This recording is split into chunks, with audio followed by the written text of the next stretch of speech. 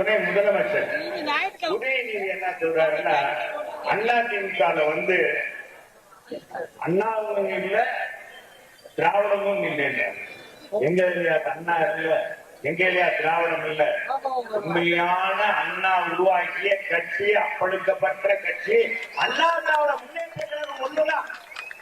அவர் வழியில கழகத்தை எனக்கு புரட்சி தலைவர் தொடங்கினார். புரட்சி தலைவருக்கு பிறகு புரட்சி தலைவர் வரை நடந்தோம்.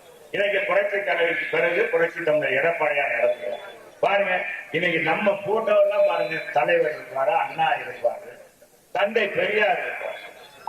அவங்க கட்சியில திமுக அது உருவாக்குன ஒரு அண்ணா, அந்த உருவாக்குன அண்ணா படம் இருக்கா? இன்னைக்கு கலைஞர் இருந்த இடத்துல முதலமைச்சர் ஸ்டாலின் இருக்கார். முதலமைச்சர் இருந்த ஸ்டாலின் இருந்த இடத்துல உதயநிதி இருக்கிறார். உதயநிதி இருந்த இடத்துல நாளைக்கு வரப்போறாரு இன்பநிதி. இதுதான் திமுக.